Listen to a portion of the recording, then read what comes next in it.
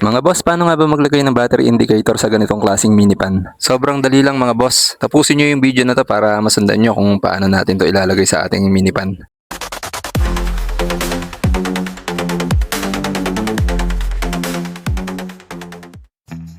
Ito nga pala yung ilalagay kong battery indicator. Pero para saan nga ba yung battery indicator?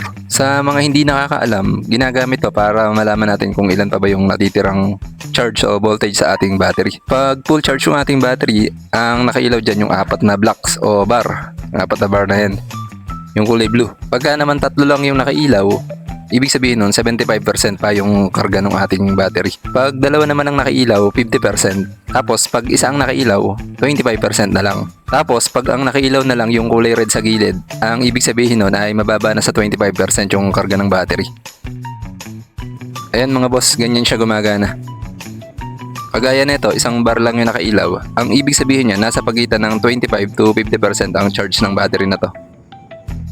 Bali, sa labas ng minipan ko nga lang pala siya ilalagay at ididikit ko lang ng glue. Hindi na kasi siya kasya sa loob, kaya dito ko na lang sa labas ilalagay. Bali, bubutasin lang natin to para dito natin papadaanin yung wire nitong battery indicator. Tapos, ididikit natin dito yung battery indicator. Medyo hindi nga lang nakakita sa video. Pag okay na, dito naman tayo sa switch. Bali, ito yung magiging switch ng battery indicator. Hindi kasi automatic na namamatay yung ilaw ng battery indicator, kaya kailangan natin maglagay ng switch para pwede natin to i-off. Tapos i-on na lang natin pag gagamitin natin yung pan para makikita natin pag malolobat na. Ayan mga boss, bali butasan lang natin to ng dalawa para dyan natin ilulusot yung dalawang terminal nitong switch natin. Gumamit pala ako ng digital caliper para sakto yung butas. Tapos impact wrench naman yung gamit kong pambutas na binalahan ko ng drill bit. Ayan mga boss, basta panoorin nyo lang yung video ah. Tapos pag meron kayong hindi maintindihan or may tanong kayo, ilagay nyo lang sa comment section at susubukan kong sagutin.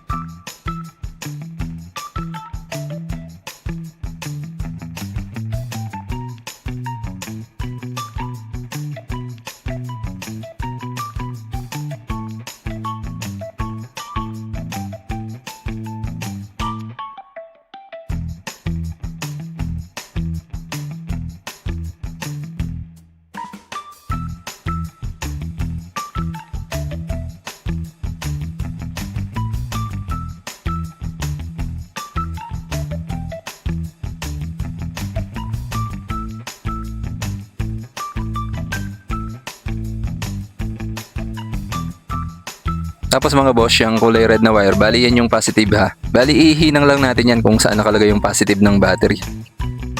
Tapos sa negative tayo maglalagay ng switch. Bali ang mangyayari dyan, yung negative ng battery indicator, ihihinang natin sa negative ng battery. Tapos ikakat natin yung wire ng negative at yun yung ihihinang natin sa switch. Bali yung battery indicator ay nakaseries sa negative na wire. Ayan mga boss, ikakat ko na yung wire. Medyo mapurol nga lang yung cutter ko. Lumalaban yung wire, ayaw magpaputol.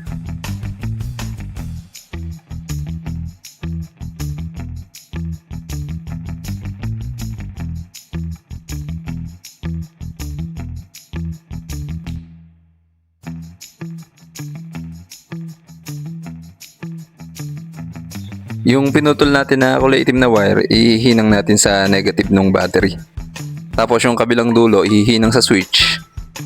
Tapos yung kaputol ng negative wire, ihihinang natin sa isang paa ng switch. Bali, nakasiris nga sila.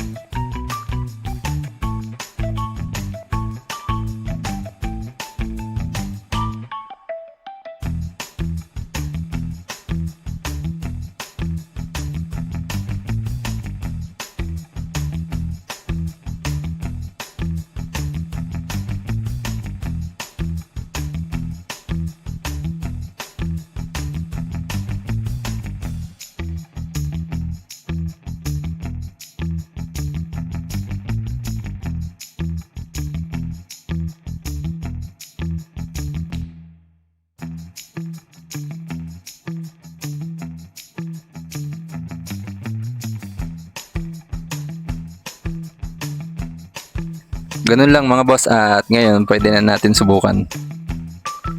Ayan mga boss, gumagana na siya ng maayos. Kung gusto nyo rin lagyan ng battery indicator yung inyong mini fan, pwede nyo gayahin to.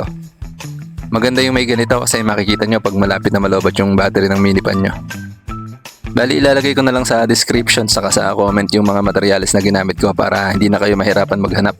O paano, hanggang dito na lang muna mga boss. Salamat sa panonood.